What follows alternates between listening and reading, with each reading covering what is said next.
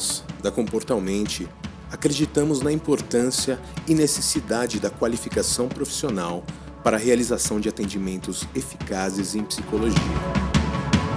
E que a oportunidade de educação continuada deve estar acessível para qualquer psicólogo do Brasil, independente de onde ele esteja. Oferecemos diferentes modalidades de capacitação, tudo online e com toda a estrutura virtual e didática para garantir o aprendizado. Já imaginou aprender com professores com ampla competência clínica e com destaque nacional sem precisar sair de casa? O compromisso com a qualidade é o nosso maior valor. A sua evolução começa aqui. Você está pronto?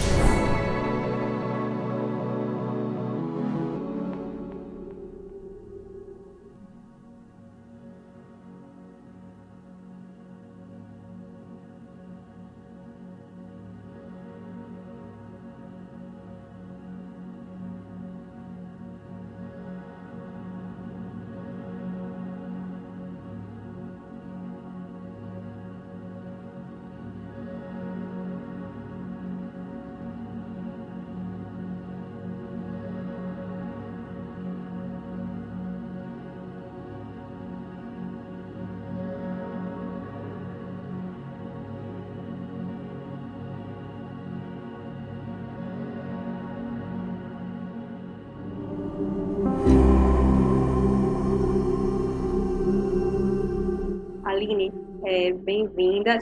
Tudo bom? Boa noite. Boa noite. Boa noite, estou te conhecendo agora, prazer. Prazer estar aqui também falando para vocês. Te agradeço imensamente. Super obrigada, é uma honra, né? Teve realmente nomes de peso da TCC conosco nessa semana, você é mais um deles, a gente está muito feliz com a sua presença. Que bom. Enfim, hoje vocês vão me ver falar de um tema que eu acho que a maior parte de vocês nunca me viu falar, né? Acho que, não sei, quem já me conhece, quem não me conhece, eu sou a Aline Sardinha, sou terapeuta cognitivo-comportamental já há vários anos, fui uma das fundadoras da ATC do Rio de Janeiro, sou atualmente vice-presidente da Federação Brasileira de Terapias Cognitivas, mas já estou na gestão da FBTC, né, participando das diretorias desde 2011, fui presidente da ATC do Rio em 2014, 2016, se eu não me engano, isso mesmo, e fiz mestrado e doutorado no Instituto de Psiquiatria da UFRJ, e foi lá que eu trabalhei muito, versei muito com a questão da ansiedade, né?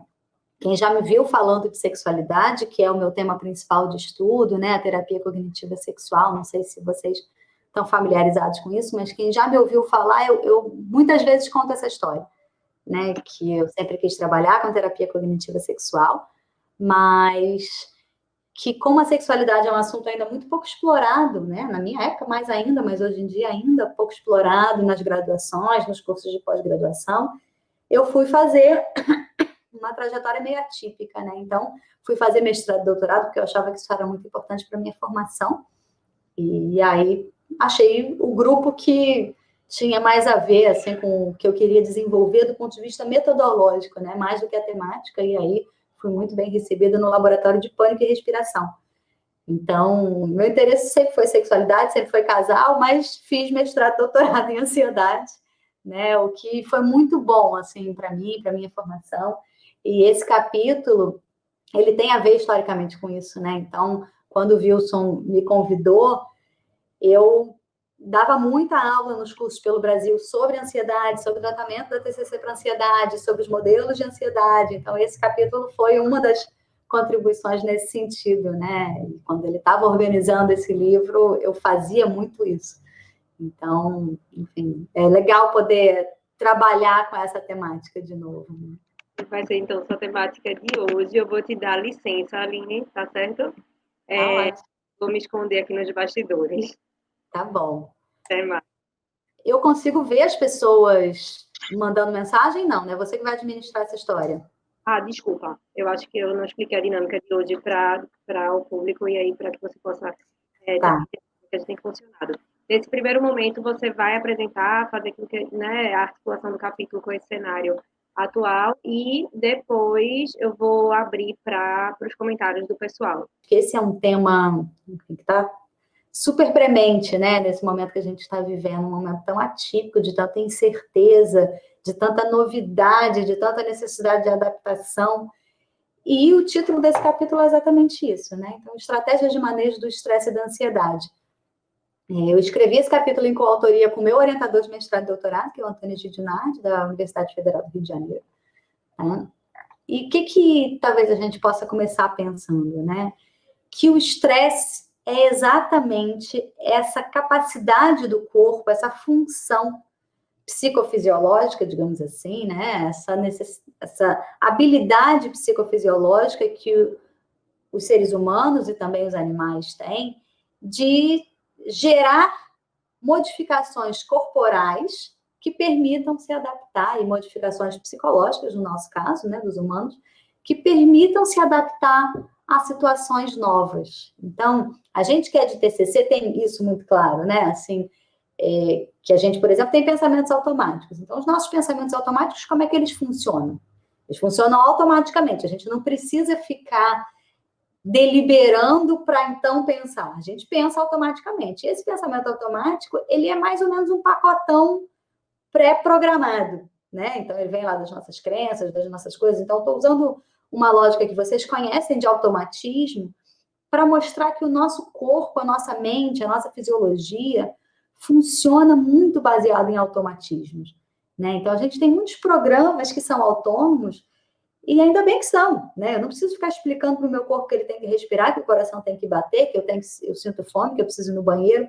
Algumas dessas funções estão mais sob o nosso controle, por exemplo, se eu vou ao banheiro, se eu não vou ao banheiro, se eu vou comer agora, se eu não vou comer agora, a minha respiração, por exemplo, é uma coisa automática, mas se eu quiser, eu consigo ter algum nível de controle. Claro que eu não consigo decidir parar de respirar e morrer dessa forma, mas eu consigo ter algum tipo de controle. Então, tem sempre essa relação entre alguma coisa que é um caminho um pouco mais longo, um pouco mais deliberado, um caminho que gasta mais energia, e um caminho automático, que é um atalho de funcionamento, né? Então, a gente vai ver isso, por exemplo, nos pensamentos automáticos, a gente vai ver isso, por exemplo, no sistema nervoso autônomo, né, do ponto de vista da fisiologia.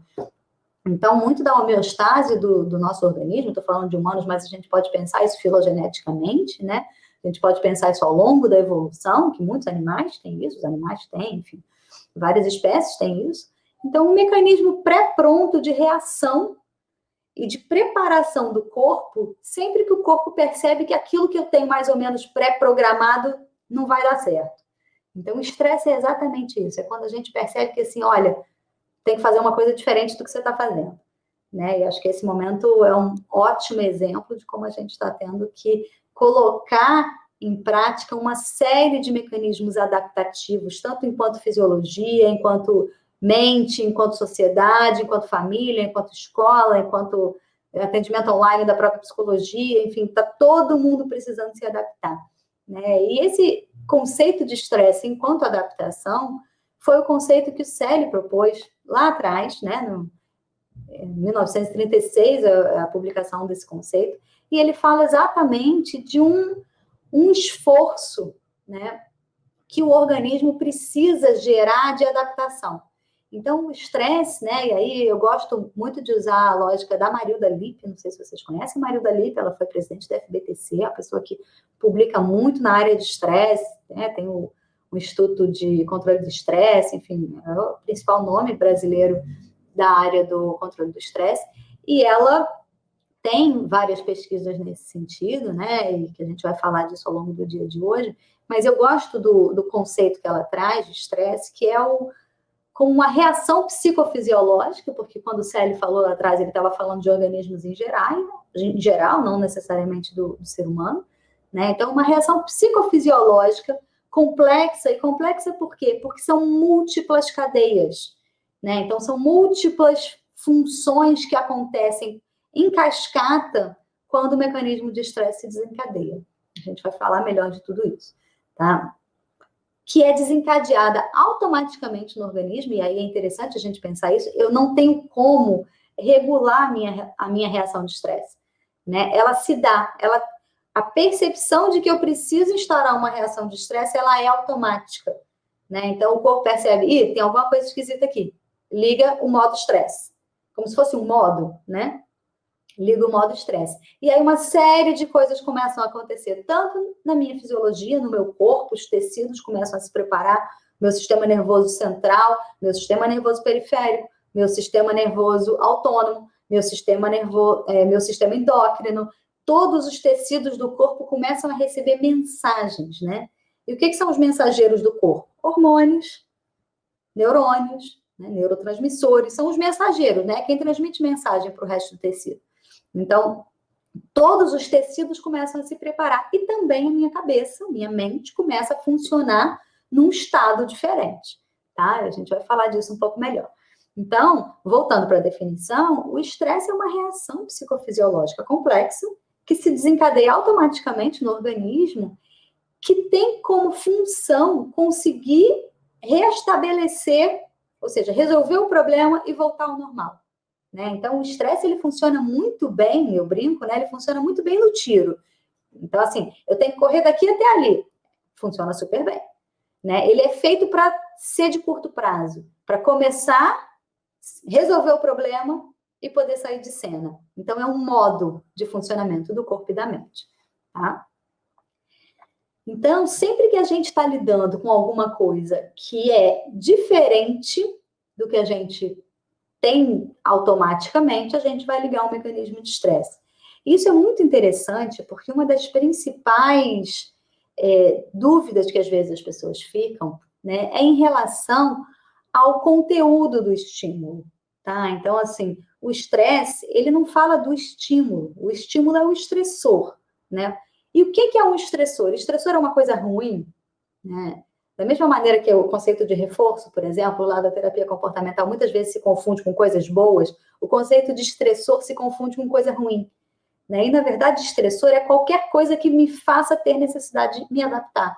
Então, o estressor pode ser eu ser promovida, por exemplo. Eu sou promovida, eu vou ter que me adaptar a uma nova estrutura hierárquica, a um novo tipo de trabalho, eu vou ter que me adaptar a gerenciar uma equipe. Tudo isso é estressor. Para o meu cérebro não faz diferença se eu estou achando ótimo ou se eu estou achando ameaçador. Do ponto de vista do estresse, a gente vai falar de ansiedade daqui a pouco. Né? Então, o estresse liga sempre que tem alguma coisa diferente. Tá? Alguma coisa para a qual eu preciso me adaptar.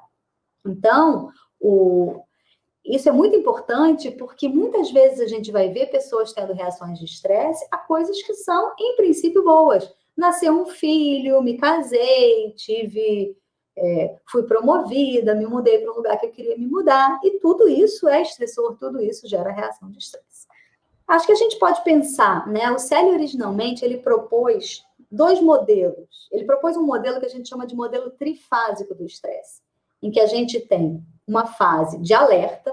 E o que é a fase de alerta? É isso que eu falei do funcionamento ideal do estresse.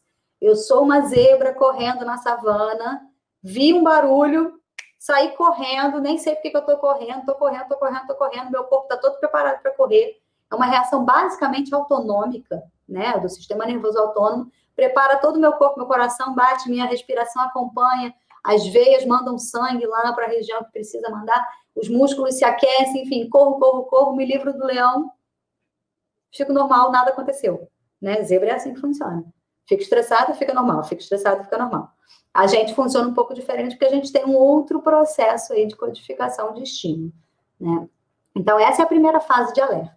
A segunda fase, nessa primeira etapa de alerta, é como se fosse de luta ou fuga.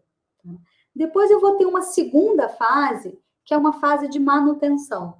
Muitas vezes a gente vai ter estressores que se mantêm por um tempo. O coronavírus é um ótimo exemplo. Né? Então, a gente achou que ia durar 2 semanas, depois a gente achou que ia durar 1 mês, agora já está durando 2 meses. E aí a gente vai percebendo, não sei se vocês percebem, mas vai percebendo uma certa mudança, né? Então, inicialmente, aqui, por exemplo, eu tenho 2 filhos, estava fazendo um monte de coisa, de homeschooling, atividades criativas, lúdicas, né? Botei todos os meus recursos para fazer essa história acontecer. 2 meses depois, não tem como eu estar na mesma intenção, não tem como eu estar no mesmo modo, porque, como eu falei, o mecanismo de estresse ele é feito para ligar e desligar. Né? Então, se eu preciso me manter um tempo, eu consigo me manter. mas isso começa a depender de outros mecanismos entrarem em ação. Então, o sistema nervoso autônomo, que é o principal responsável pela fase de alerta, pelo mecanismo de luta e fuga, ele é feito para funcionar e desligar.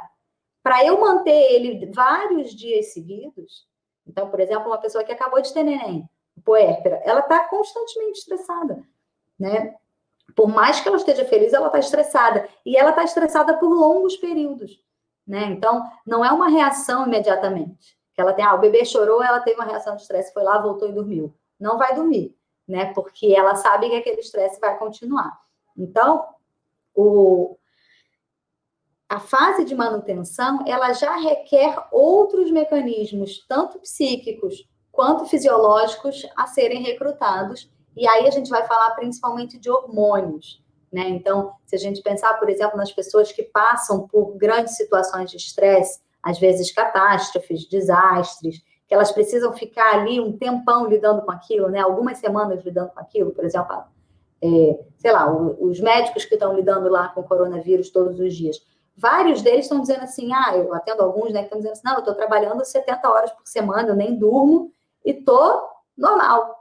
É claro que isso não é um estado normal do corpo. Isso é eles em fase de manutenção. Então, o corpo começa a funcionar como se não tivesse cansado, como se não fica doente. O sistema nervoso, o sistema imunológico começa a responder, né, de um jeito que te protege, por exemplo, em princípio, né? A gente vai ver o que acontece depois, mas você fica ali super resistente, tá? E aí depois a gente tem uma fase, que é a fase de exaustão, quando essa corda estica demais ao longo do tempo, e aí a gente vai ver que não dá para manter isso no longo prazo, e aí o corpo começa a sofrer os efeitos do estresse. Então, é como se você tivesse um carro que você está acelerando. E aí, às vezes, para eu acelerar, para eu fazer uma ultrapassagem, eu posso reduzir a marcha, né? Então, eu faço uma força maior e aí consigo ganhar uma aceleração e vou. Mas eu não consigo dirigir a estrada toda numa marcha reduzida, né? Faz sentido isso? Então, assim, essa não é o melhor funcionamento do carro. Daqui a pouco eu vou ter um desgaste de peça se eu resolver dirigir 100 km na marcha reduzida. Então, o estresse, ele tem essa característica. Então, pensando no modelo trifásico, a gente vai ter a fase de alerta, a fase de manutenção. E a última fase do estresse é a fase de exaustão. O que acontece na fase de exaustão? Exaustão, né? Então, múltiplas falências, né? Que às vezes, até se a gente precisa prolongar essa fase de exaustão por longos períodos, às vezes a gente vai ter doenças que aparecem. Então, somatizações, doenças autoimunes, enfim, uma série de manifestações físicas de tecidos desgastados que vão acontecendo ao longo do tempo, se a gente mantém o estresse de forma crônica, né? Então, o estresse, isso é um ponto importante, ele é muito bem-vindo, ele é essencial à sobrevivência, ele é alguma coisa que, mesmo quando precisa ser mantido por algum tempo, nós temos recursos para fazer isso. Então, aí vários outros sistemas se recrutam para a gente conseguir manter isso durante um tempo, mas a gente ter estresse crônico é alguma coisa que o corpo não é feito para isso. Então, a gente vai ter desgaste de peça, a gente vai começar a abrir doença física e mental, tá? A Marilda, quando ela fez ela tem um inventário de sintomas de estresse, quem não conhece, acho que vale a pena conhecer, é um instrumento validado para a gente avaliar estresse nas pessoas. E quando ela fez isso, ela identificou uma quarta fase ali, então ela aprimora o modelo trifásico e propõe um modelo quadrifásico do estresse, em que existiria uma fase de quase exaustão, ou seja, ela acredita que dá para a gente discriminar aí nesse finalzinho, que o pessoal começa a cansar, começa a adoecer, quem está um pouco mais quase exausto e quem está já numa fase de exaustão. Então, ela trabalha com uma lógica de um modelo quadrifásico, mas é a mesma lógica do Saele lá do modelo trifásico. Estou aqui mais ou menos na página 126 do capítulo. Bom, um ponto importante é que, do ponto de vista, a gente está falando aqui bastante de fisiologia, né? Mas do ponto de vista psíquico, o que acontece? A gente vai ter, basicamente, e aí é que o estresse começa a se relacionar muito com o conceito de medo e ansiedade, a gente vai ter alguns sintomas psíquicos acontecendo, né? Então, assim, se a gente pensar, o estresse, enquanto uma reação psicofisiológica, ele não se diferencia muito do ponto de vista fisiológico do sistema do medo e do sistema da ansiedade. né? Então, o sistema do medo, ele é basicamente a reação de luta e fuga. Então, muito do que eu estava falando como fase de alerta do estresse é o sistema do medo funcionando, tá? Isso não é distinto fisiologicamente, a gente faz essa distinção muito mais didaticamente. E aí, a gente vai ter, a gente pode, que página eu estou? 126, tá? Estou partindo para a página 128 daqui a pouquinho, estou falando 126, 127. Então, 127, da mesma forma que o estresse, a reação de ansiedade é essencial à sobrevivência e não pode ser considerada. Estou por aí, tá? Quem está acompanhando. Então, a reação de medo, ela é equivalente a esse início da fase do estresse. E a ansiedade é o correlato psíquico de tudo isso, né? Porque a gente tem na nossa capacidade psíquica, a gente tem habilidades cognitivas que permitem que o ser humano caminhe na linha do tempo mentalmente. Então, eu consigo pensar sobre alguma coisa que já acabou de acontecer. Eu consigo pensar sobre alguma coisa que ainda vai acontecer. E isso é, né, função cognitiva humana, né, que faz com que eu possa experimentar, por exemplo, ansiedade. Então, o que é ansiedade? É eu pensar sobre alguma coisa ruim que vai acontecer. Eu consegui, de alguma forma, antecipar que o meu sistema do medo precisa ser ligado, que o meu sistema do estresse precisa ser ligado, tá? Então, estou aqui na página 127. Da mesma forma que o estresse, a reação de ansiedade, ela é essencial à sobrevivência e não é, em si, algo negativo, tá? Então, quando é que a gente vai achar que a ansiedade está ruim, né? Ou que a gente já falou quando o estresse fica ruim, quando ele se prolonga no tempo. E a ansiedade? Quando é que a ansiedade começa a ser patológica?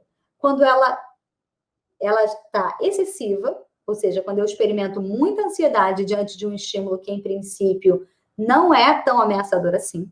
Então, um exemplo clássico é o da fobia de barata, né? A barata não mata ninguém, não morde ninguém, não gera maior questão, mas as pessoas têm uma reação de medo exagerada, uma reação ansiosa exagerada. Então, aí a gente vai ter, por exemplo, um exemplo de ansiedade patológica. Uma outra maneira é quando a gente tem a ansiedade em relação a um estímulo que não é ameaçador, né? Então, por exemplo, sei lá, meu filho saiu de noite e eu tô com medo disso. Ou então, eu encostei no metrô e aí eu tenho uma reação de ansiedade porque eu acho que aqueles germes podem, porventura, irem para minha casa e matar toda a minha família. No caso, sei lá, um paciente com toque. Então, essa é uma ansiedade em relação a um estímulo que não deveria gerar ansiedade. E a gente também pode ter ansiedade patológica quando a gente tem uma duração inadequada da ansiedade, tá? Então, eu fico muito, muito, muito ansiosa durante longos períodos, a ponto de, por exemplo, quase não ter intervalo entre um episódio de ansiedade e outro, que é o que a gente vê muito classicamente no transtorno de ansiedade generalizada, tá? Então, estou aqui na página 128, pensando, né, como é que o que serve para a gente, terapeuta, né? Que eu estou aqui falando de coisas muito básicas, mas assim, o que serve para a gente, terapeuta? Quando a gente pensa o modelo cognitivo do estresse e da ansiedade, a gente vai ter as pessoas ligando o mecanismo de ansiedade e de estresse, né, em relação a incertezas e ambiguidades. Então, assim, se eu já sei lidar com aquela situação, se eu, por exemplo, eu vou trabalhar todo dia, eu estou dando essa aula aqui para vocês, eu já dei essa aula 1 milhão de vezes, né? Então, eu estou dando essa aula aqui para vocês. Provavelmente, ela não vai me gerar em si uma necessidade de adaptação muito grande. Talvez se eu estivesse dando aula de física quântica, eu tivesse que ter tido uma preparação muito maior, eu tivesse talvez um pouco mais ansiosa, tá? Ou seja, estímulos que são novos, estímulos que são incertos. Então, o coronavírus é um grande exemplo, né? Assim, o que será que vai acontecer? Será que eu vou poder voltar para o consultório? Será que as crianças vão voltar para a escola? Será que alguém vai morrer? Tá? Ou então, quando a gente tem situações ambíguas, que a gente não consegue entender muito bem. Isso é muito comum na nossa prática de consultório, né? As pessoas ficam ansiosas, por exemplo, o paciente que tem fobia social, ele não sabe que impressão ele está causando. E aí, diante dessa ambiguidade, isso gera uma reação de ansiedade. Ele se coloca em alerta, em princípio, e aí a gente vai ter 1000 mecanismos psicológicos, né, que vão caracterizar a ansiedade. Um pensamento preocupado, um pensamento intrusivo, um planejamento de estratégias, né? Eu precisar tentar gerar recursos de forma, assim, preocupada, né? Cíclica, num ciclo de preocupação. Colocar toda a minha atenção, a minha memória, o meu pensamento direcionado para isso, a ponto deles se queixarem, por exemplo, de problemas de memória, de problema de atenção. Então, um paciente que tem ansiedade vai dizer assim, não consigo pensar em outra coisa. Agora, por exemplo, na epidemia, eu tenho visto muitas pessoas dizer assim, nossa, eu não consigo ter desejo sexual, né? E claro que você não vai ter desejo sexual. Se você está na fase de alerta, você é tipo uma zebra tentando sobreviver na savana. A última coisa que você vai parar para pensar é em transar com alguém. Claro que não. Né? Então, isso é feito para ser dessa forma. A questão é se adequa a essa situação, se a natureza do estímulo faz sentido. No caso, eu acho até que faz. Né? Então, a gente está vivendo aí um período grande de incerteza que a gente, de fato, precisa estar atento e se adaptando o tempo inteiro. Tá?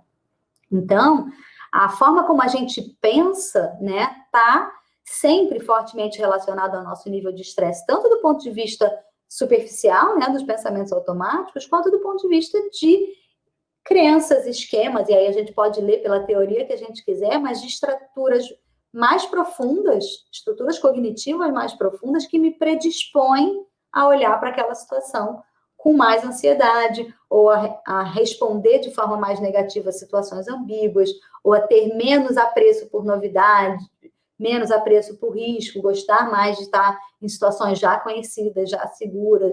Então, a gente vai ter várias características de personalidade, crenças, ou seja, processos cognitivos mais profundos que vão também me vulnerabilizar mais ou menos para as situações de estresse, tá? Também uma coisa que faz diferença, e aí eu estou na página 129, é que do ponto de vista cognitivo, a gente está sempre fazendo uma conta, né? Quando que eu ligo a ansiedade? Eu faço uma conta. Qual é a probabilidade daquele evento acontecer? Qual é o tamanho do problema? Então, qual é o custo real que aquilo pode acontecer? E quais são as minhas possibilidades de enfrentamento? Os recursos reais, meus, do ambiente, da rede de apoio em que eu me insiro, enfim. Né? Então, vou voltar para o exemplo do coronavírus. Qual é a probabilidade de eu pegar o coronavírus se eu receber o entregador que traz as compras para mim? Desconheço. Né? Então, não dá nem para a gente lidar com isso. Mas assim, vamos dizer que não seja muito grande. Mas o custo de eu pegar o coronavírus e morrer é muito alto. Então, isso vai fazer com que, se eu entender que o custo é alto, vai fazer com que eu não queira, de forma nenhuma, lidar com aquilo.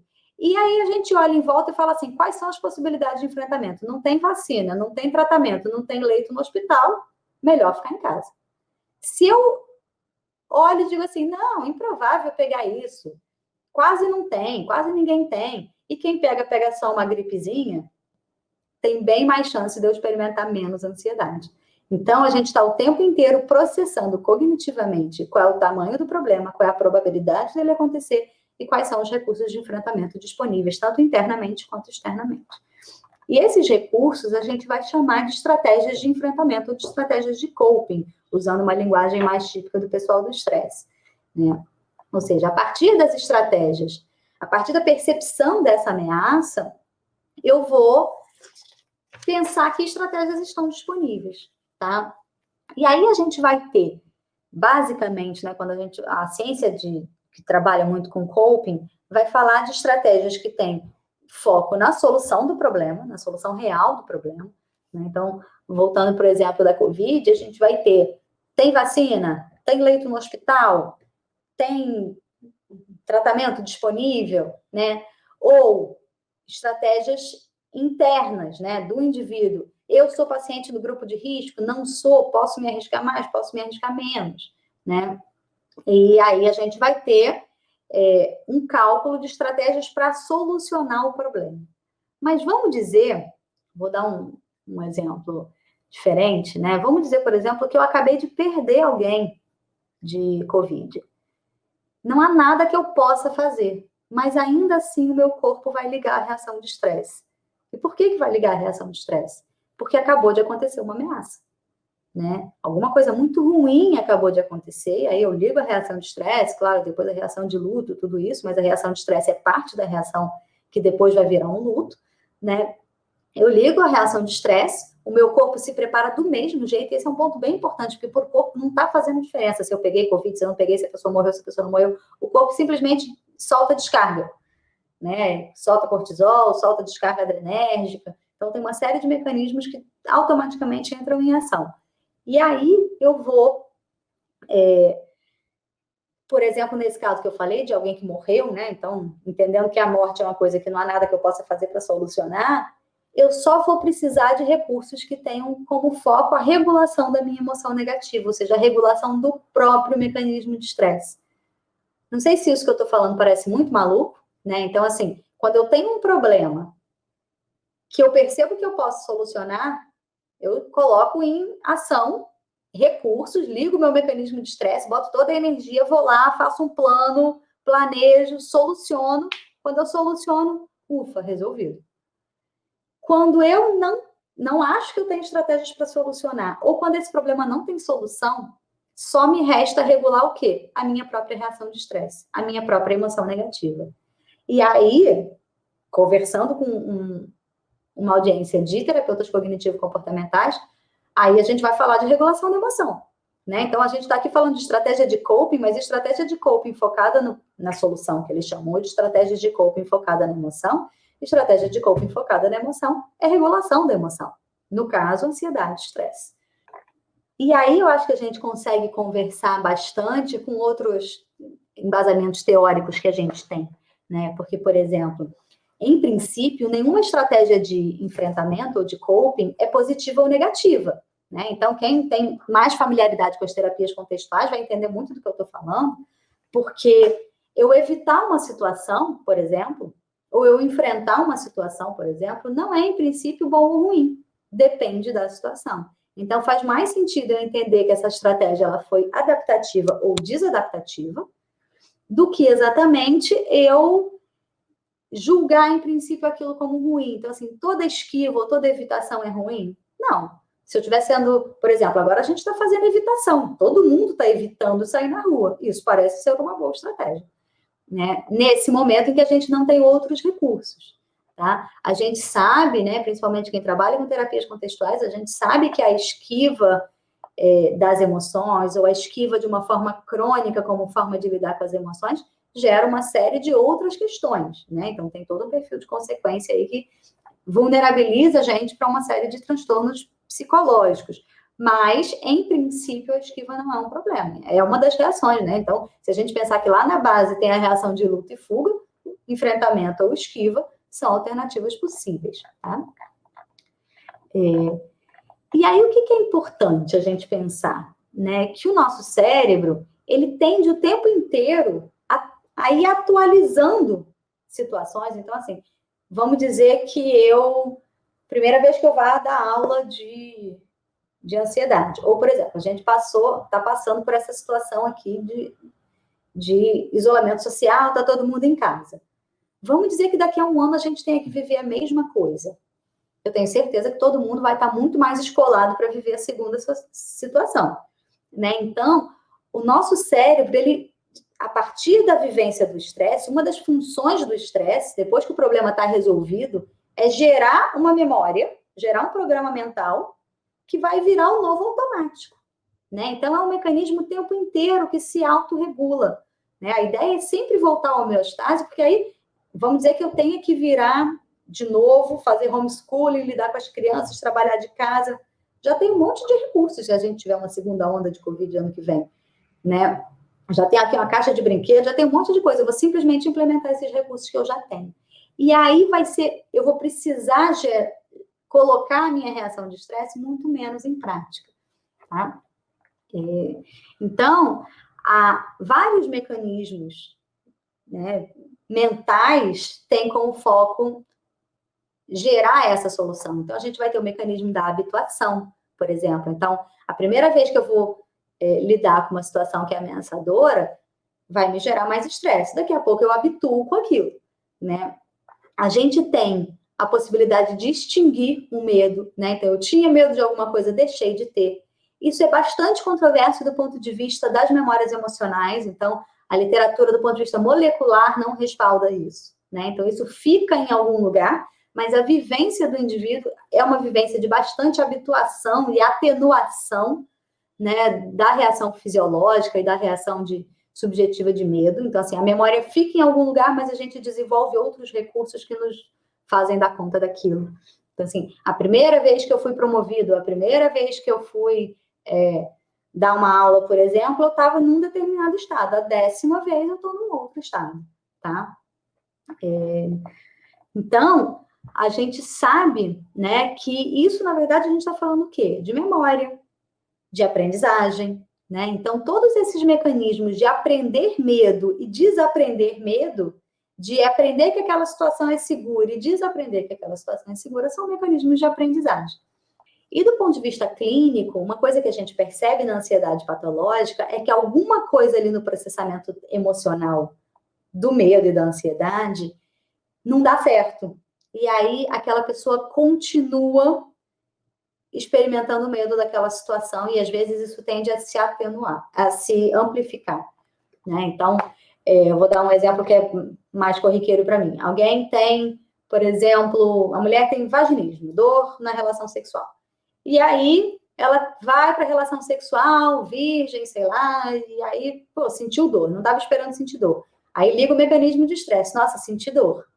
Da próxima vez que ela vai para uma relação sexual, ela vai processar aquela situação como ameaçadora antes de entrar na situação, não é verdade? Pensar, pô, será que eu vou sentir dor de novo? Será que tem alguma coisa que eu possa fazer para não sentir dor? E aí, quando vai começar a penetração, por exemplo, já vai escolada, ligada, ela já está num estado fisiológico diferente. E é assim que a gente vai ver, por exemplo, o ciclo da dor sexual acontecer. E outras dores também, né? Então, a gente vai num ciclo que vai potencializando a resposta ansiosa ou a resposta de estresse, ao invés da gente ir desensibilizando. E por que isso acontece? Por uma série de processos cognitivos, né, e de regulação da emoção que vão acontecendo de um jeito que impede que eu habitue, tá? Então, por exemplo, uma mulher que vai para a relação e sente dor de novo, aquilo reforça o ciclo dela e da próxima vez ela entra mais ansiosa ainda. Ou uma mulher, por exemplo, que vai para a relação e botou um anestésico. Aí ela fica bem, não estou sugerindo anestésico aqui para ninguém, tá? Aí ela fica bem, aí ela vai dizer, ah, que ótimo, só fiquei bem porque eu usei o anestésico. É como se fosse um paciente que acha que só não teve um ataque de pânico no ônibus porque ele tomou o Rivotril dele antes, tá? E aí a gente vai ter o quê? Um processamento, né? Qual é a lição, a moral da história? Que eu preciso daquilo, que eu tenho um problema, que eu preciso daquilo. Então, não é alguma coisa que vai colocando o meu corpo de volta à homeostase. Eu continuo ligada, eu tenho um recurso, mas eu continuo em modo estressado toda vez que eu me deparo com aquele estímulo, tá? E um mecanismo muito importante para a gente pensar, estou na página 134, é o mecanismo da preocupação. Então, os estudos mais modernos na área de ansiedade, né, os estudos cognitivistas na área de ansiedade, vêm falando que a preocupação é a nossa principal resposta às situações que são ambíguas ou incertas. Então, o que acontece com o ser humano, né, quando ele se depara com uma situação nova? Ele começa a se preocupar. O que será que pode acontecer? Ou seja, gerar hipóteses. Isso. Se é um problema bem definido, organizado, real, que existe, esse mecanismo é muito útil. Aí eu preocupo, penso, gero todas as soluções, viro uma grande estratégia de solução de problema. Escolho uma solução, implemento, sigo. Desliga a preocupação, desliga o estresse. Mas e se eu estiver lidando, por exemplo, com questões incertas, tipo o Covid, que ninguém sabe? Não vai desligar nunca. Eu posso passar todas as noites daqui até, sei lá, quando isso vai acabar, me preocupando se eu vou morrer ou não, né? E isso provavelmente nem vai ter um impacto tão consistente no que eu vou fazer de fato.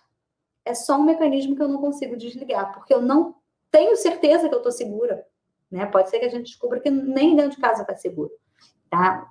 Então, a preocupação, ela é um dos principais sintomas cognitivos da ansiedade, ela se caracteriza por pensamentos que invadem a nossa cabeça. E aí fica muito difícil não responder a esses pensamentos, então tem um certo percepção de que eu não consigo parar de pensar, né? E aí, às vezes, eu tento fazer esquiva emocional disso, às vezes eu tento fazer pensar em outra coisa, me distrair, ou então eu fico pensando, como se aquilo fosse efetivamente gerar uma solução. Então, a gente vai ver isso muito característico nos transtornos de ansiedade. Então, todos os transtornos de ansiedade têm algum conteúdo principal de preocupação que acontece. No caso do TAG, né, do transtorno da ansiedade generalizada, a gente vai ver uma ansiedade generalizada. No caso do TOC, a gente vai ver temas mais específicos, né, que vem aquele pensamento intrusivo e o indivíduo tem que responder de uma maneira ritualizada para aquele pensamento, para fazer aquele pensamento embora. No caso do pânico, por exemplo, a gente vai ter medos em relação a perder o controle, ou a morrer, ou a ter uma doença. A gente vai ter, por exemplo, no caso da fobia social, a gente vai ter preocupações em relação ao que o outro está pensando, ou se o outro vai perceber que eu estou ansioso, ou se eu vou ter um branco, ou alguma coisa nesse sentido. Tá? Então, a preocupação é um grande mecanismo de processamento emocional que pode ser útil ou pode ser um fator de manutenção, né, da ansiedade que vai gerar um ciclo que a gente vai daqui a pouco diagnosticar como um dos transtornos de ansiedade. Ficou claro isso que eu estou colocando? Ou seja, a gente está falando aqui de processos que são originalmente ok, mas que vão ganhando uma cara psicopatológica, né? E vão sendo desvirtuados e dando ruim. Basicamente, daqui a pouco aquilo vira um transtorno mental, um transtorno de ansiedade. Tá? Tem aqui na página 135 do capítulo um exemplo, né? De um paciente com pânico e tal, tá? Então eu não vou falar muito disso.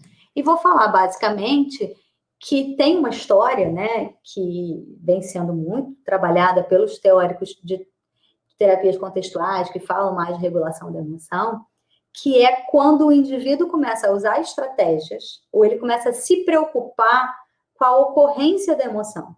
Então, a gente está entendendo aqui que a emoção é uma coisa que acontece automaticamente, que ela é determinada filogeneticamente, evolutivamente, e que ela tem uma função, né?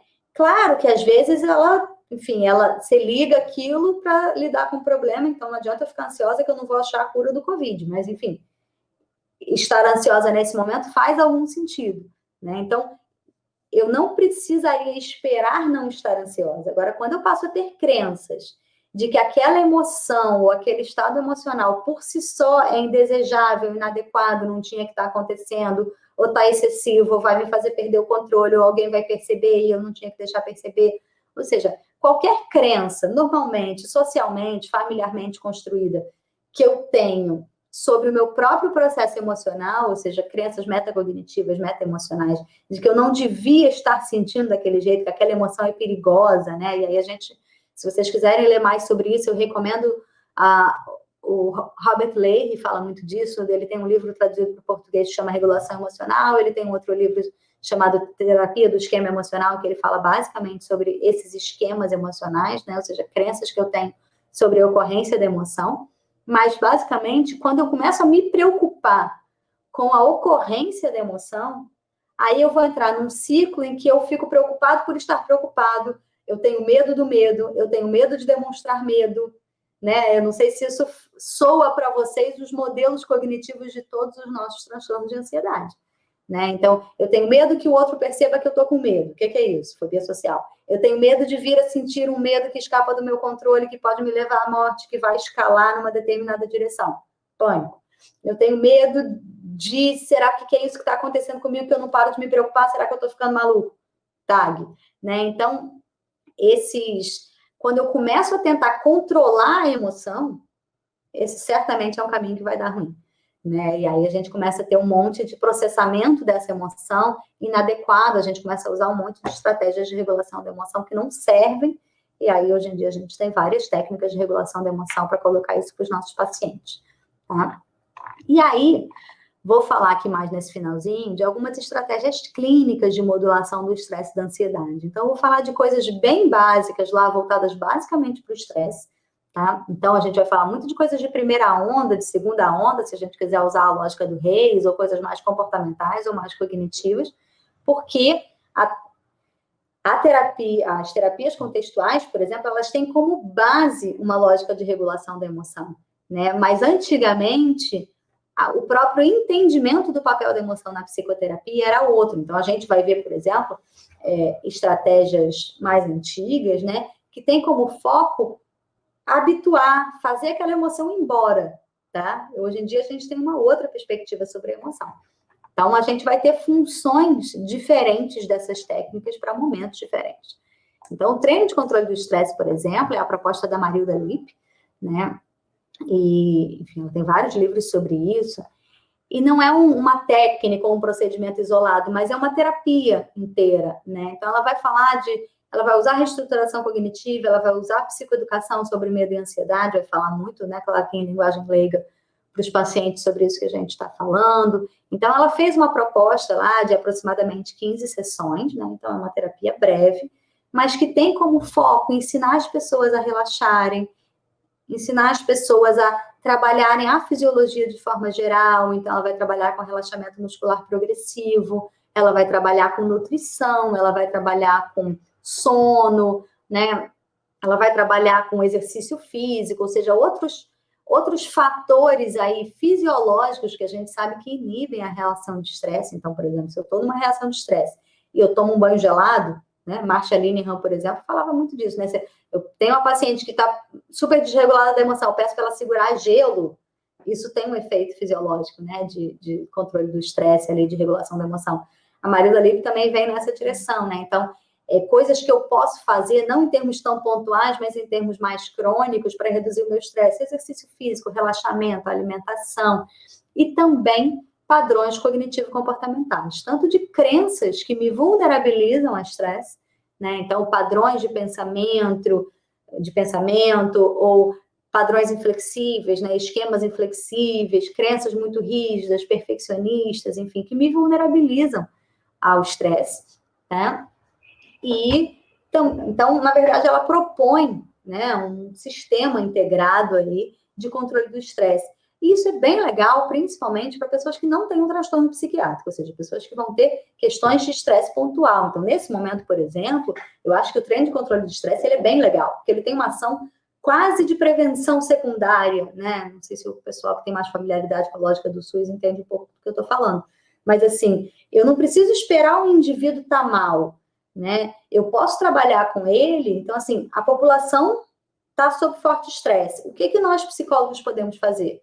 A gente pode falar que as pessoas precisam trabalhar pensamentos automáticos, a gente pode fornecer estratégias de relaxamento, a gente pode trabalhar com a questão do sono, a gente pode, né, orientar que as pessoas procurem orientações no sentido de exercício físico, de alimentação, para que elas possam cuidar desse organismo, para que o organismo possa sobreviver mais tempo, né?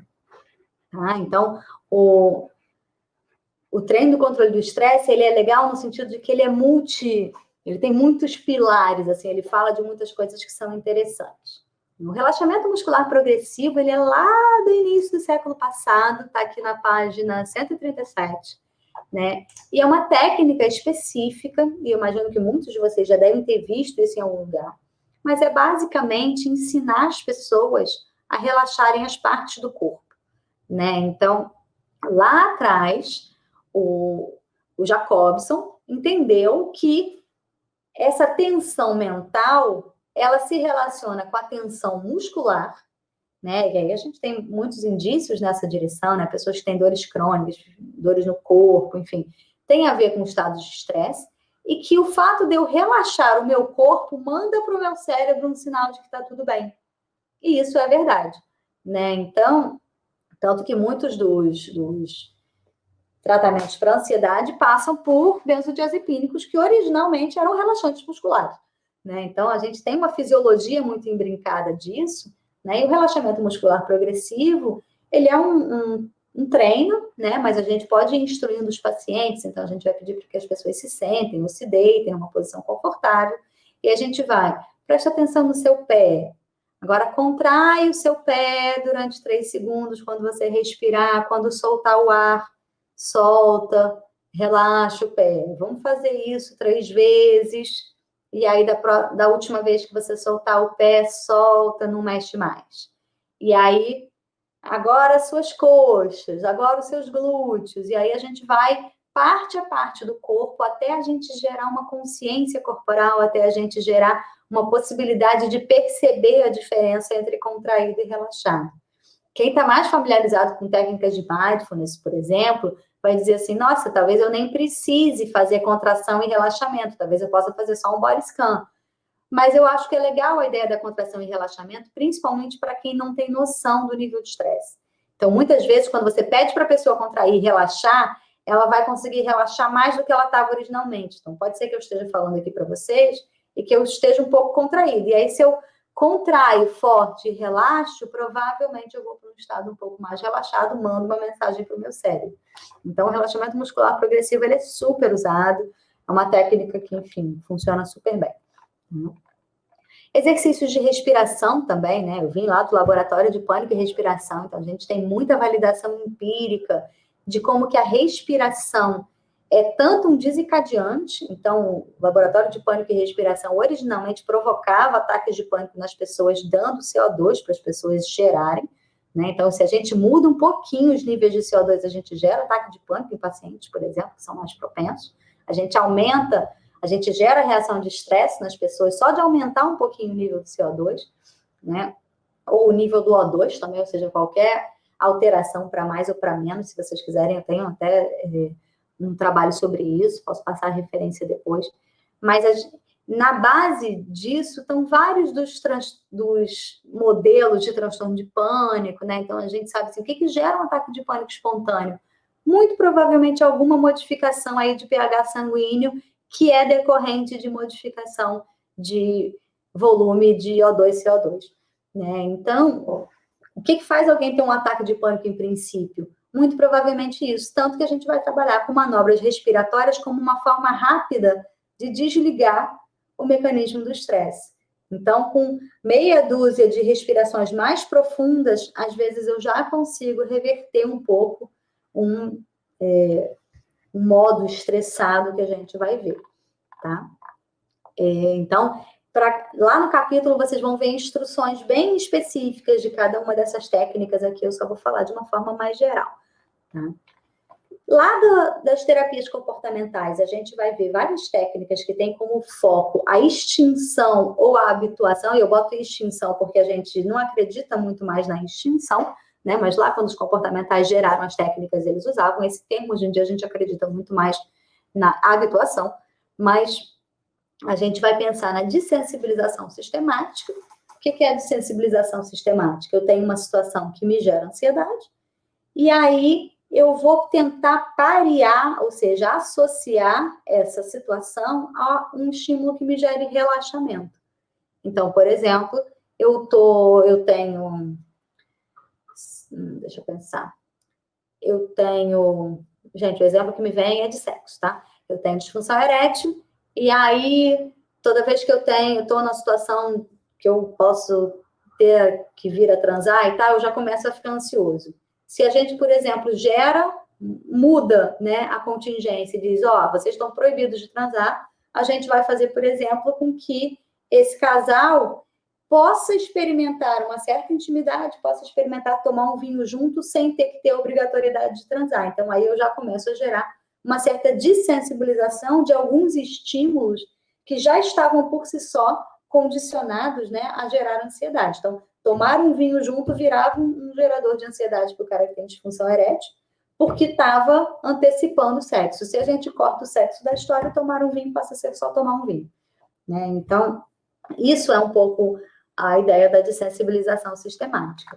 Ou a gente pode trabalhar com a ideia de habituação, um pouco mais moderna, que é a questão da exposição. E a gente vai ter muitas formas de fazer exposição. O que é a exposição? A gente faz uma gradação do estímulo e aí a gente vai, aos poucos, expondo aquele organismo, aquele estímulo, de modo que aquela reação de ansiedade se dá, mas se dá de um jeito que é possível modular. Então, a gente vai trabalhar com ansiedade de 0 a 10, a gente não vai trabalhar com uma ansiedade 10, a gente vai trabalhar com uma ansiedade 5, uma ansiedade 7, né? E aí a gente vai permanecer naquela situação até que a ansiedade se reduza. E qual é o pressuposto por trás disso? Que a ansiedade, como toda emoção, vai e vem, porque ela é uma reação fisiológica, como eu disse, né? Então ela vai e vem, sozinha. ela é autônoma. Então, eu posso estar numa situação ameaçadora e deixar de experimentar ansiedade, né? Por exemplo, a gente está aqui vivendo essa situação, tem momentos que a gente está mais ansioso, tem momentos que a gente nem lembra porque está em casa, né? Então, é natural que a emoção oscile e o procedimento de exposição tem isso como pressuposto, né? Que eu posso permanecer na situação e aí eu vou desfazendo aquele condicionamento, aquela associação entre aquela situação e a experiência de ansiedade necessariamente.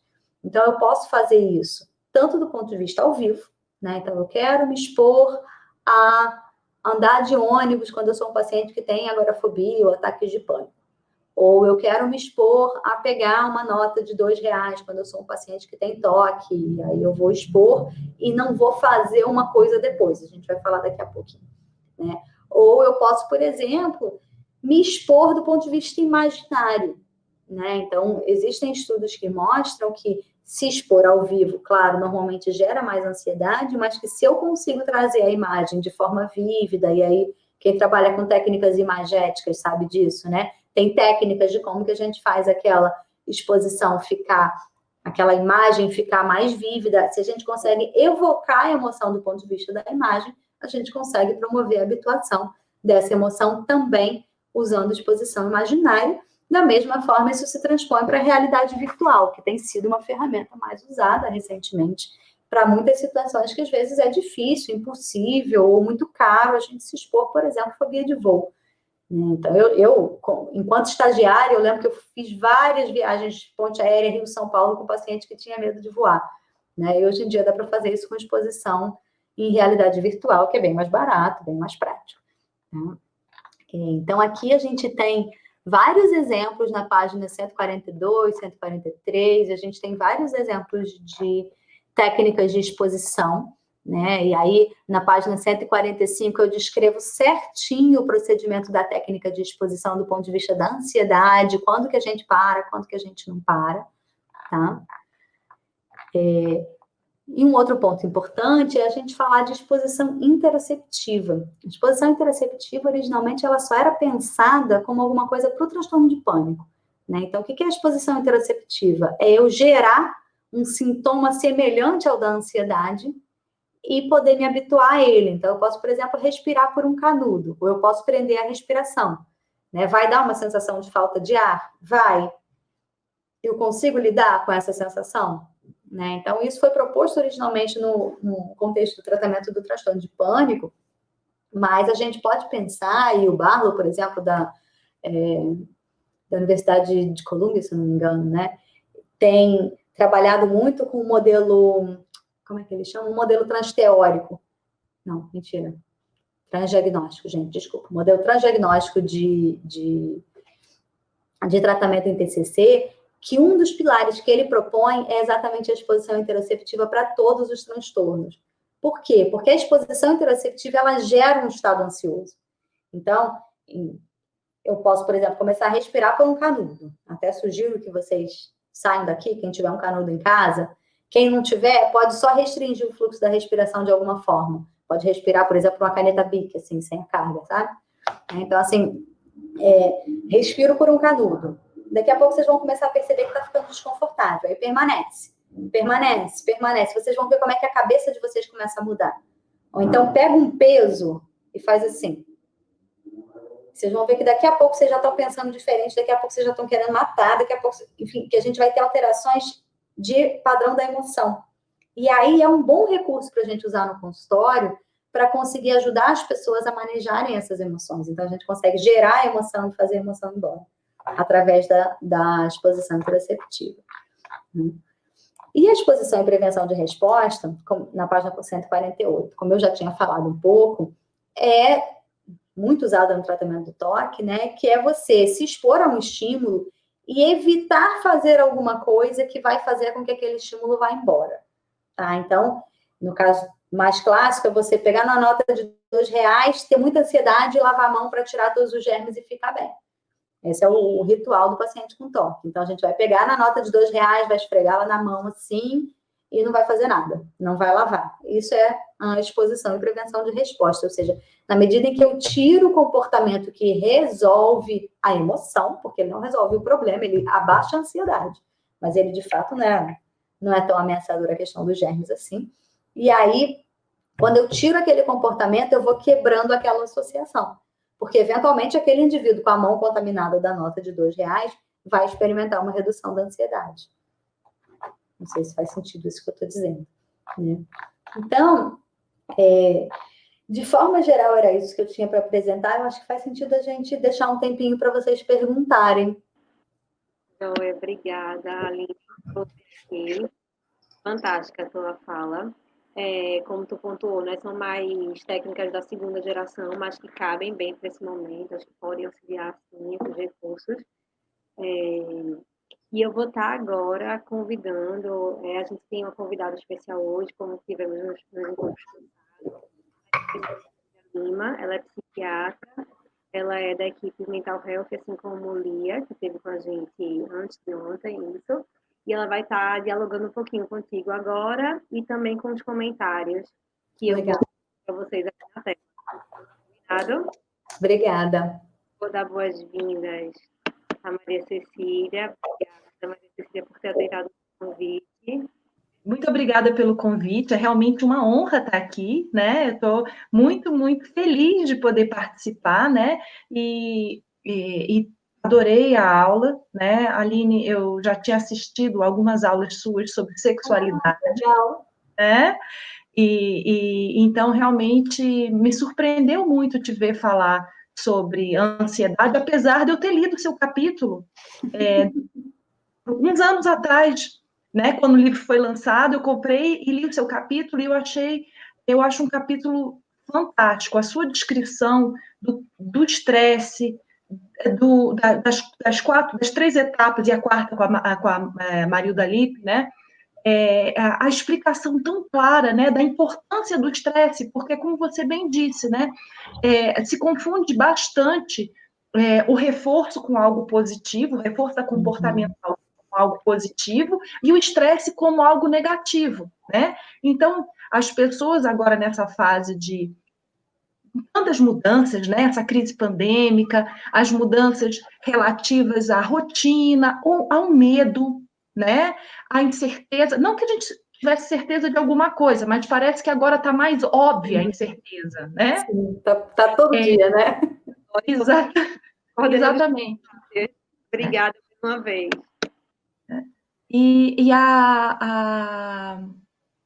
Então, assim, o estresse é usado como algo muito negativo, né? Sempre visto como algo muito negativo, e não como uma possibilidade de adaptação, como uma chance, né? Como a gente está mobilizando recursos para resolver, né? Lidar com uma situação e resolver um problema, né?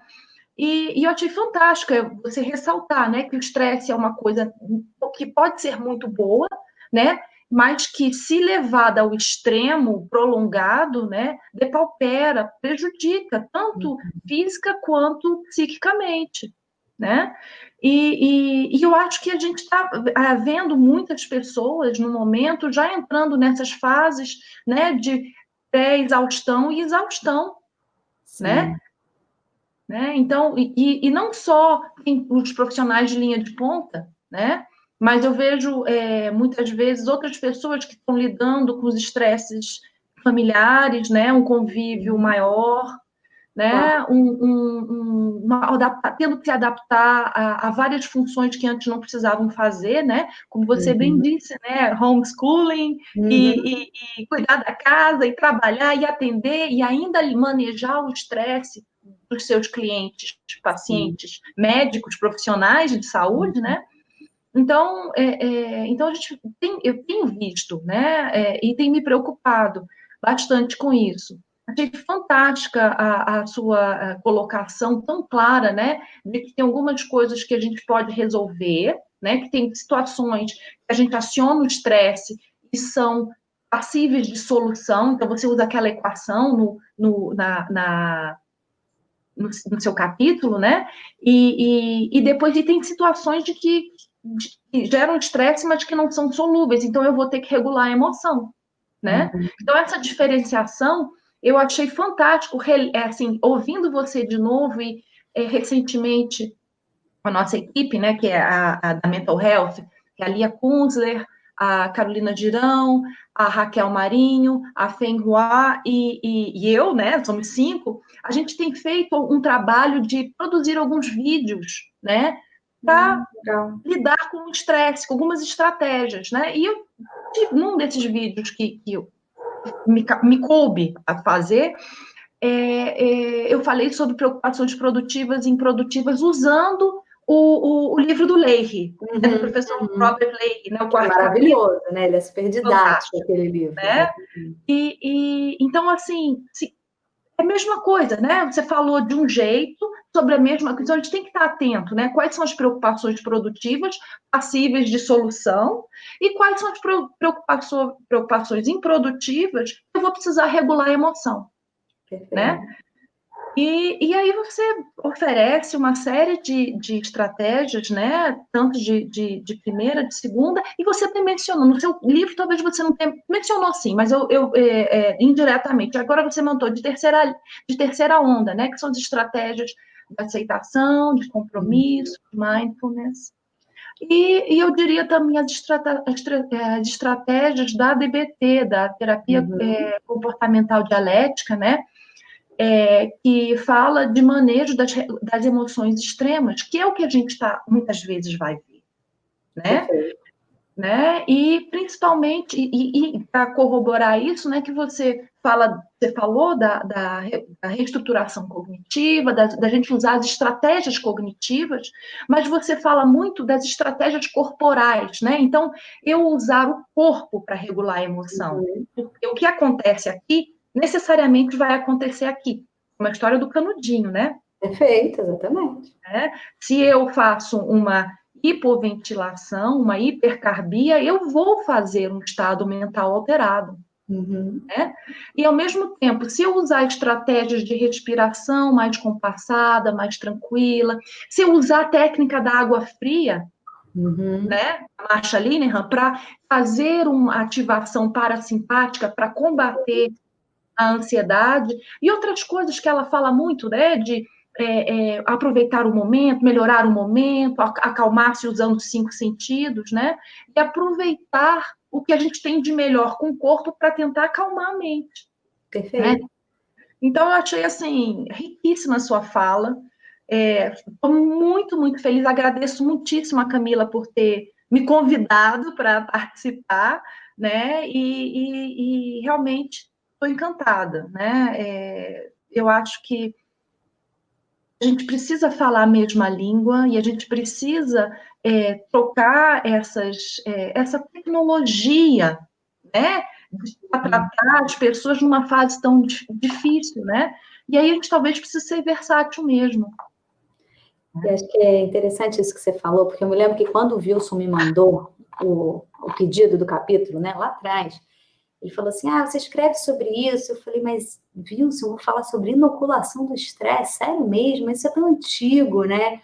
E aí, entendi que na proposta do livro dele fazia sentido, e vim exatamente nessa pegada que eu acho que você percebeu, de falar dessas coisas, mas com uma preocupação de integração teórico-metodológica, né? Então, o que eu estou falando do ponto de vista do estresse não é diferente do que a Marsha Linehan pensa, não é diferente do que o pessoal de terceira onda pensa, não é diferente do que o pessoal de mindfulness pensa, enfim, a gente pode integrar, né? Então, a minha preocupação o tempo inteiro, e agora na aula exatamente, foi exatamente trabalhar principalmente com as pessoas que estão chegando na TCC de uns anos para cá, né? Que pegaram esse movimento de primeira onda, segunda onda, porque quando eu me formei não tinha nada disso, né? Mas assim, não se dividia dessa forma, não era nada disso. Mas que estão entendendo dessa forma e fica parecendo que é um processo de atualização, né? De pegar o que de primeira onda não serve, de segunda onda não serve, agora só serve o que é contextual. E acho que, na verdade, isso tudo se integra num guarda-chuva. E eu acho que quando a gente se entende cognitivo-comportamental, é exatamente porque a gente tem esse olhar integrativo, né? Então, eu posso falar de inoculação de estresse, eu posso falar de relaxamento muscular progressivo, enfim, E, no fundo, a lógica é o corpo é conectado com a mente, tem alguma coisa que eu posso fazer top-down ou que eu posso fazer bottom-up. E que, às vezes, faz muito sentido fazer bottom-up. Né? É mais rápido fazer bottom-up, porque o mecanismo fisiológico tem respaldo para isso. Né? Funciona melhor eu partir... Isso, por exemplo, na sexualidade, é claro, né? Eu tentar partir de coisas mentais para a prática não serve, tem que ser bottom-up. Né? Então... do ponto de vista da ansiedade, da mesma forma. E aí, quando a gente vai falar, por exemplo, de técnicas de terceira onda ou contextuais que vão falar de experimentar a emoção e fazer diferentes coisas com a emoção, nada mais é do que eu tentar ir promovendo esse movimento de modulação, né, da emoção. Bem legal, é isso. Que bom que ficou para você dessa forma, porque era exatamente essa a intenção. Ficou muito rico, né? E te ouvindo falar agora de novo, né, de bottom-up bottom-up e top-down, né, me traz à mente o livro de James Gross, que foi o profissional que alcunhou o termo regulação emocional no início da década de 90, né? Ele tem um livro fantástico, chamado Regulação Emocional. É uma compilação de artigos, de capítulos de vários profissionais, e lá pelas tantas, num dos capítulos, que agora eu não vou saber, e eu não estou com o livro aqui para poder procurar, também não é essa a intenção, né? Ele fala que às vezes a gente consegue, quando a emoção é menos intensa e menos intensa, né? E a regulação top-down, né, funciona muito bem, porque eu consigo entrar com o córtex pré-frontal, regular o sistema límbico e tudo bem. Mas quando a emoção é avassaladora, e a gente vai ver emoções, tipo pânico, né? E agora a gente vai ver muito estresse pós-traumático e situações assim. Sexualidade, que é avassalador, né? Muito rápido. Não adianta eu ficar reestruturando no primeiro momento, né? Eu tenho que fazer bottom-up, né? Eu tenho que regular do corpo, eu tenho que usar os sentidos, usar o singular, usar outras áreas sensoriais do cérebro para acalmar a amígdala, para aí o córtex poder entrar, para aí eu poder reestruturar. Eu acho essa explicação fantástica e é super integrativa, é isso, né? A gente tem que usar o que a gente tem, né? Exatamente. Que bom, que prazer trocar com você. Muito obrigada, está sendo muito bom. Então, vamos lá, alguém fez essa pergunta. Chegou para você a pergunta também? Chegou. Nesse cenário de pandemia, como lidar com a ansiedade frente às incertezas? Professora, por favor. Então, gente, vou pegar a frase que ele está trazendo. Como lidar com a ansiedade frente às incertezas? Ansiedade vai ser resposta adaptativa à situação de incerteza. Então, o que a gente não pode esperar é que a ansiedade não pode estar presente. Combinado? Está todo mundo ansioso, é isso mesmo, continuemos ansiosos. É importante estar ansioso para colocar em prática comportamentos de segurança, tudo isso que a gente precisa fazer. Agora, talvez a pergunta seja assim, como a gente pode fazer com essa reação de ansiedade que vai ter que se prolongar no tempo? Né? Então, como é que a gente vai cuidar desse organismo físico e mental para que ele possa sustentar a ansiedade por longo prazo? E a gente nem sabe quanto tempo vai ser isso. Né? Então, dá mais ansiedade ainda, que se a gente soubesse onde é o final da linha, você vai dosando o gás, mas a gente não sabe. Né? Então, eu acho que a primeira questão é a gente normalizar a ocorrência da emoção, fazer psicoeducação sobre as emoções. Então, eu tenho visto muito, não sei se chega na timeline de vocês, mas na minha, nas redes sociais, vem sempre coisas assim do Quebrando Tabu, dizendo assim, tudo bem não estar produtivo, tudo bem estar um pouco deprimido, tudo bem estar de luto, tudo bem estar ansioso. Eu acho que é muito importante isso, eu acho que nós, enquanto profissionais de saúde, temos que, assim, vender essa ideia, e não a ideia de, assim, a gente está aqui, vai ficar todo mundo bem, fique em casa, e fique produtivo, e aprenda a fazer um curso online. Não acho que é por aí, né? Não que você não possa fazer isso, eu acho que até, assim, tem gente, eu vejo os meus alunos, por exemplo, tem gente que está super produtiva, tem gente que não responde as minhas mensagens. Tudo bem também, tá tudo bem. Qualquer reação nesse momento é possível, né? Eu brinco com os meus pacientes que tem situações que, assim, se você vê um duende, tá de boas. Deixa o duende lá, finge que ele não tá ali, daqui a pouco ele vai embora, tá tudo certo. Né? Claro que não, mas, assim, a ideia é qualquer coisa esquisita do ponto de vista da ansiedade acontecendo nesse momento, tudo bem. Então, o que a gente tem que pensar é em cuidar da gente. Então, o autocuidado do profissional, o cuidado com as pessoas. Então, como é que a gente pode cuidar das pessoas? É alimentação, é exercício, mas não no sentido de, agora nós vamos nos alimentar só de orgânicos, agora tem que fazer exercício 3 vezes por semana.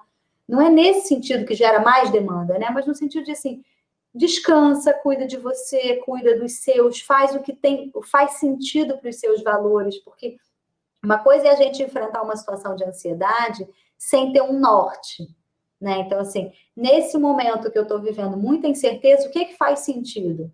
Faz sentido cuidar da minha casa, faz sentido cuidar de outras pessoas. E quando isso é alguma coisa que, aí eu vou pegar emprestado um termo lá da ACT, né? Quando isso é um valor para mim, quando isso é uma ação valorizada, isso me ajuda, de alguma forma, a ter múltiplos estados mentais, a ter múltiplos estados emocionais. Então, a ansiedade, ela vai existir, mas faz sentido a gente entrar num processo ruminativo, num processo de preocupação que faz com que a ansiedade seja o único processo vigente? Né? Então, a ansiedade pode estar presente, ela deve estar presente, mas quando ela começa a ser o único estado de humor, né? Então, você não me permite mentir, quando a gente tem qualquer emoção que dura, que se mantém, que passa a ser a única emoção, aí é que está problemático. Então, qualquer emoção que vem e vai embora, não tem problema. Mas se eu começar a me sentir muito bem ou muito mal, ou se eu ficar ansioso durante o longo prazo, aí é que está esquisito. Então, acho que vale a pena a gente ficar de olho nessa ansiedade e aí trabalhar com questões relacionadas à preocupação. Mas nessa situação de tanta incerteza, eu acho que é muito mais a coisa do cuidado. Trabalho numa organização do ramo do varejo, temos vários funcionários relatando sintomas de ansiedade. Como podemos trabalhar isso, sendo que as medidas preventivas de higiene já foram feitas? As pessoas estão trabalhando na rua? Porque eu fico pensando que, assim, acho que aí tem muitas questões, né? Múltiplas camadas nisso que você está contando, mas talvez valha a pena a gente entender que, provavelmente, se as medidas de ansiedade foram feitas e eles continuam ansiosos, provavelmente eles estão respondendo a outros estímulos.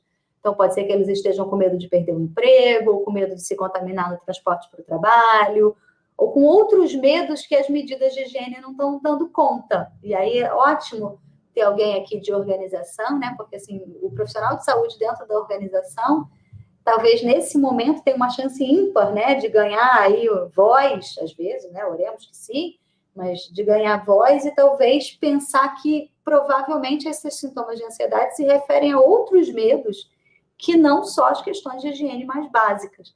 Né? E aí, como que a empresa ou a organização pode funcionar para essas pessoas enquanto uma rede de apoio, uma rede de proteção, se é possível, dessa forma. Não sei se você quer comentar alguma coisa. Então, alguém falou aqui, poderíamos falar do processo de aceitação da ansiedade para evitar o ciclo da ansiedade? Eu acho que sim. Acho que é exatamente isso, né? Então, é natural que a gente esteja ansioso e a gente ficar preocupado com a ansiedade não ajuda em nada. Ficar querendo que a ansiedade vá embora não ajuda em nada. Né? Então, uma coisa que tem preocupado muitos profissionais de saúde mental é abuso de álcool e droga nesse momento, né? Que tem crescido. E entendo que as pessoas estejam usando isso como uma forma de regular a emoção que elas querem que vá embora. Né? E talvez a gente possa fazer um trabalho no sentido de normalizar a existência daquela emoção, da mesma forma que a gente consegue normalizar o luto quando a gente perde alguém, né? Então, é natural que você esteja se sentindo dessa forma, essa emoção não precisa ir embora, ela pode ficar por aí. E a gente pode viver com ela, né? É um desafio viver com ela, é desconfortável viver com ela, mas, por exemplo, a gente pode trabalhar com questões da ACT que nos ajudam a seguir fazendo coisas que para nós fazem sentido, e aí, de novo, a importância de um sentido, né? Que vai me permitir seguir construindo, sustentando algum desconforto remanescente. Né? Agora, é claro que também, acho que tem um ponto assim que eu não falei que é bem importante, que o nosso cérebro ele é programado para responder com medo a estímulos de ameaça presente, e com ansiedade a estímulos de ameaça que a gente percebe que podem vir a acontecer. E aí tem um bug do sistema, que não previu internet, não previu televisão. Né? Então, estou brincando que é bug do sistema, mas não é. O problema social que a gente vive, que se você liga na televisão, só se fala em tragédia. E aí você entra na coisa, se fala em tragédia. Os grupos de WhatsApp só falam em tragédia. Então, pode ser que a gente esteja muito mais exposto a estímulo ansiogênico do que... E aí a gente vai ter muito mais reação de ansiedade. Então, evitar não a emoção, mas evitar, talvez, modular um pouco o estímulo que você está se expondo. E aí eu acho que vale a pena pensar nessa direção, né? Não sei o que você acha, Marita. Eu concordo com você. Eu acho que, bom, a aceitação da ansiedade eu acho que é fundamental, né? O próprio professor Bernard Ranger, no acrônimo Acalme-se, o primeiro A é aceite, né? Para lidar com o pânico, aceite a ansiedade, não pare de lutar contra ela, né? Marsha Linehan fala que aceitar radicalmente é aceitar com a mente, o corpo e o coração. É estar disposto a aceitar a emoção que vem, né? Nesse caso, a ansiedade, estar aberta. Não é concordar, não é gostar, mas é aceitar. E quando você aceita, você para de lutar. Então, em vez de você ter que lidar com você não querer sentir ansiedade e a ansiedade, no momento que você aceita, você só tem que lidar com a ansiedade. Então, você já tirou aí uma coisa, né? Então, eu acho que o processo de aceitação, como você está dizendo, é fundamental, né? Para ter uma vida que vale a pena, construir, poder se dedicar a coisas que façam sentido para você, né? Agora, eu concordo plenamente com você com essa questão de limitar, né, as contingências, né? Você está sempre exposto a estímulos ansiosos, então você está na sua casa fazendo isolamento ou distanciamento social, mas está ligado 24 horas na televisão só ouvindo desgraça, será que você vai conseguir ficar bem, apesar de você estar se cuidando? Uhum. Então, eu acho que isso é muito, muito importante, eu saber as fontes e limitar o contato, quer seja com televisão, quer seja com notícias, e até com redes sociais, como você disse, só tem desgraça, né? Então, o que eu posso fazer? E será que eu não preciso ir, inclusive na contramão, começar a olhar para o que tem bonito, né? Tem um ditado, um dizer assim, popular, né? Que os espinhos têm rosas. Então, eu estou vendo só os espinhos. Será que eu não preciso levantar a cabeça e ver as rosas que estão atreladas ao espinho? Né? Que pode ser, poxa, eu estou conseguindo ver meu filho acordar de manhã, que eu tenho que sair para o trabalho. Eu estou conseguindo abrir a janela e ver uma coisa bonita lá fora. Eu estou tendo tempo para ouvir uma música. À noite eu posso ver um filme. Será que eu não preciso também focar nas coisas boas, em vez de ficar só focando na desgraça, só aumentando a minha ansiedade? Né? Então, legal. Trabalho no hospital, todos os dias temos funcionários com crise de ansiedade, principalmente a retornar para casa. O que eu sugiro? Olha, acho que a gente pode pensar isso tanto do ponto de vista do indivíduo. Uma coisa que eu descobri trabalhando com ansiedade, e principalmente depois trabalhando com sexualidade, é que a gente na TCC ainda precisa ganhar isso, né? Que é olhar o em volta para além do indivíduo. Então, a gente tende a falar de recursos individuais, aí faz um relaxamento, muda as crenças, mas assim, eu fico pensando como é que essa pessoa não estaria ansiosa ao retornar para casa, né? Então, assim, o que será que o hospital pode fazer para talvez, ou gerar para essas pessoas, se a preocupação for retornar para casa, né? No sentido de que elas... Será que existe a possibilidade dessas pessoas não precisarem retornar para casa? Será que existe a possibilidade da gente aumentar o nível de segurança com que essas pessoas podem se sentir seguras de retornar para casa? Será que eles têm equipamentos que eles se sentem seguros ou será que eles estão lidando com a ideia de ter pego a doença o dia inteiro? E aí vão levar para casa e vão levar para os seus entes queridos. Então, o que eu sugiro, primeiro, do ponto de vista institucional, é que isso seja visto do ponto de vista institucional. Isso não é um problema do indivíduo. Né? E aí eu acho que trabalhar com recursos individuais vão fazer muito pouca diferença, bem objetivamente. Eu não imaginaria que nada pudesse ajudar o indivíduo de forma muito sistemática. Claro que se o indivíduo estiver muito ansioso, eu sei que é muito complicado, né? Mas provavelmente esse cara está cansado, pode ser que esteja em burnout. Né? Então, alguém que tem crise de ansiedade todo dia, nessa situação que eu imagino que eles estão, na melhor das hipóteses, saindo da fase de manutenção do estresse, indo para uma fase de exaustão ou pós-exaustão, pode ser que essa crise de ansiedade seja sintoma de que está pifando, né? E que talvez esse cara possa passar uma semana em casa para poder voltar dali a pouco, né? ou pode ser que daqui a uma semana você perca ele. Então, eu acho que vale a pena pensar do ponto de vista institucional como é que a gente vai cuidar de quem está cuidando, né? Então, eu não sugeriria nenhuma intervenção individual. Então, mas, claro que, enfim, a gente pode pensar em controle de estresse para todo mundo, né? Que tipo de intervenção vocês sugerem para pessoas que estão com Covid e são do grupo de risco com medo imenso de morrer? Não sou capaz de opinar, porque eu fico pensando como que essa pessoa não estaria com medo imenso de morrer. Eu também não consigo ver como é que o medo aí não faz sentido, né? O medo é um termômetro, né? As emoções são termômetros. E ela está com risco de vida, o risco de morrer, ela tem que estar com medo mesmo, né? Agora, como é que a gente pode aliviar, né? E tirar o foco mental do medo o tempo todo, né? Como é que a gente pode olhar para as rosas apesar do espinho? Porque o espinho está lá e está cutucando a pele, né? Tá doendo mesmo, é real, né? Eu tô com o Covid e eu sou o grupo de risco. O que eu posso fazer hoje para me sentir um pouquinho menos mal, né? Mas não desqualificar hora nenhuma o medo. Para com isso não faz sentido, não pensa nisso. Isso é muito invalidante, né? Então, assim, a validação... Então, validar, né? Validar faz parte de aceitar, né? Eu preciso aceitar, e para eu validar, eu preciso ter aceitado, né? Então, aceitar que faz sentido, né? Que a pessoa não é uma louca de estar com medo. Eu também estaria com medo. Eu estaria apavorada. Ou seja, cuidar para que esse medo, ele seja alguma coisa que possa estar ali, que a gente possa acolher essa pessoa com medo, né? Então, acolher afetivamente essa pessoa com medo. Eu sei que a gente provavelmente não pode nem abraçar essa pessoa, né? Mas que a gente possa acolher essa pessoa para que isso não vire uma antecipação de luto, né? Então, pensar que, enfim, existe sim uma chance das coisas complicarem, e a gente vai cuidar, e a gente está cuidando, mas eu gosto do que você está trazendo, né? Que outras coisas estão disponíveis para você agora também, né? Que outras emoções, que outras, enfim, elementos do campo também estão disponíveis.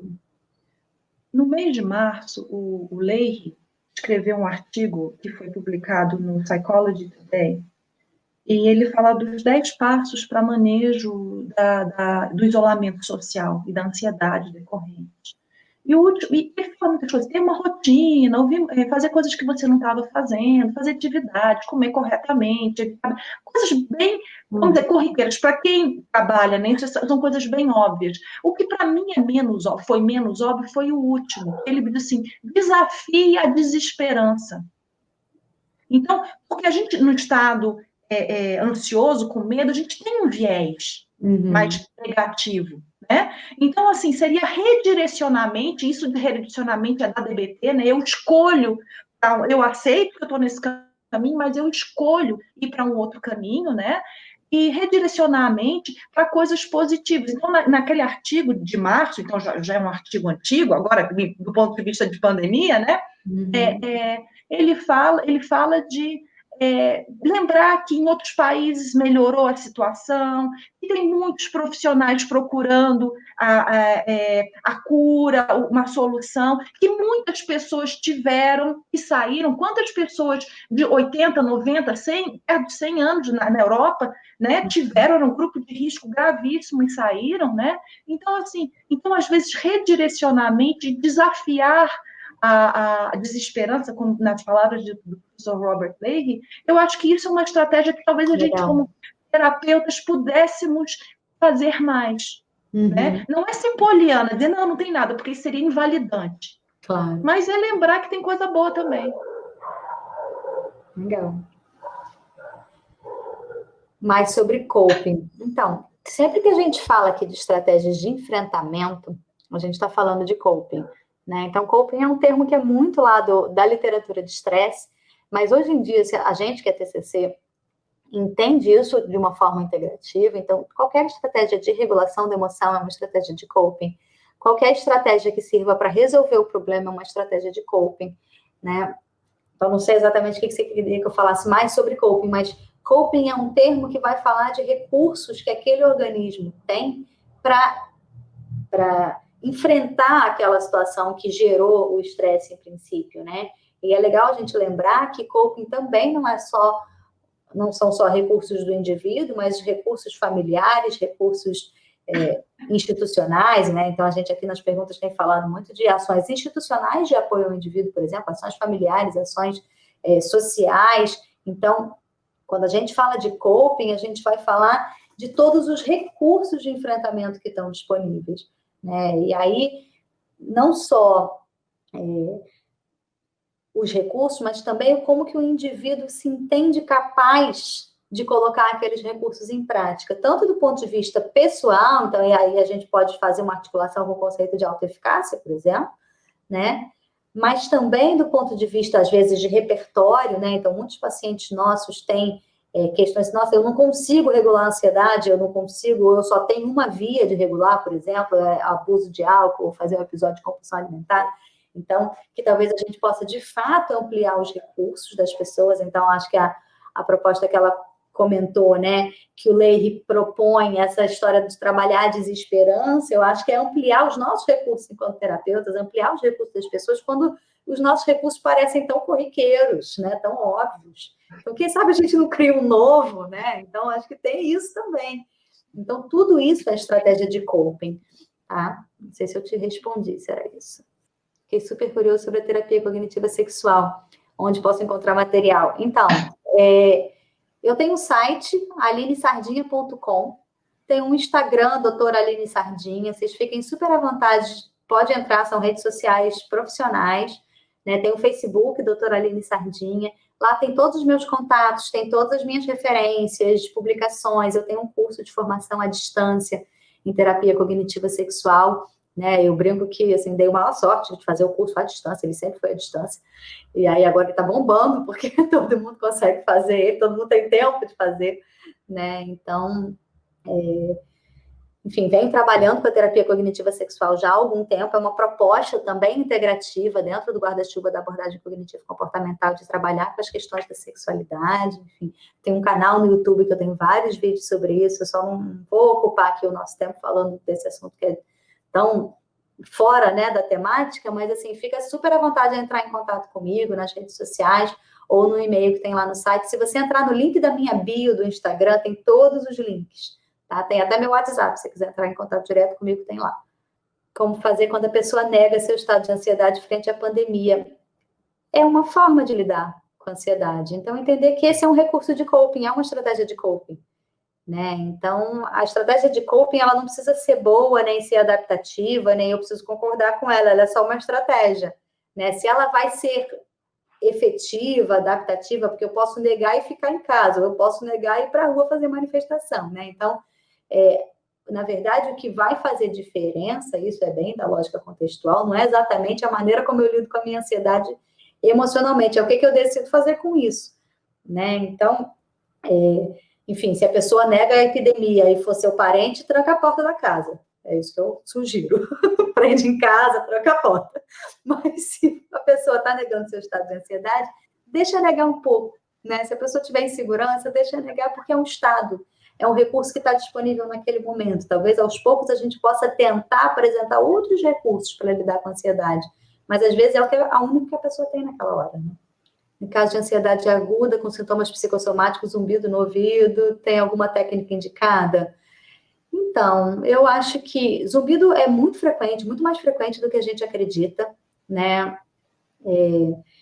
Enfim, mas eu acho que vale a pena a gente tratar. Quando eu falo de cuidado, é cuidado nesse sentido ampliado, né? Então, eu acho que nesse momento, quem faz terapia tem que continuar fazendo terapia. Eu acho que a gente dá tratamento psiquiátrico, psicológico, é cuidar das pessoas. Então, as pessoas estão todas sob forte estresse. A gente não quer que elas deprimam, a gente não quer que elas entrem em burnout. E é isso, não é só quem está na linha de frente, é todo mundo.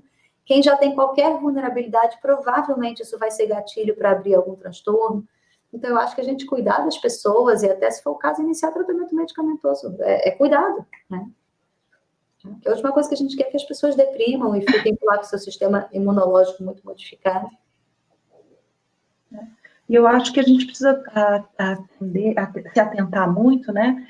Que ontem eu assisti uma live com a professora Alexandrina Meleiros, que é uma psiquiatra de São Paulo, e ela é considerada na psiquiatria a maior suicidóloga do Brasil.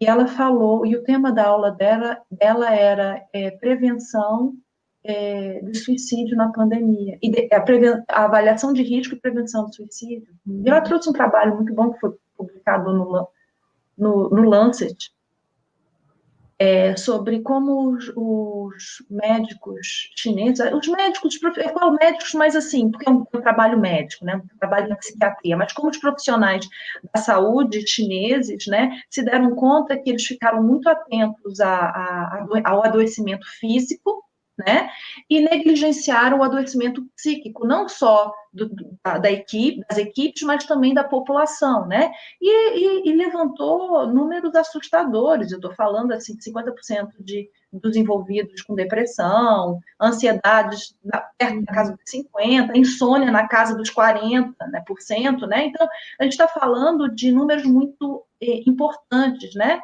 E saiu também um artigo mais recente sobre risco de suicídio, que as perspectivas é que vai aumentar muito, né? Então, a professora Alexandrina falou muito da gente estar atento, nós como profissionais de saúde, vamos precisar ficar mais atentos ao adoecimento psíquico. E vamos, talvez, precisarmos ser mais agressivos. E quando eu digo agressivo, não no sentido ruim, mas no sentido de proativo na identificação e no tratamento, né?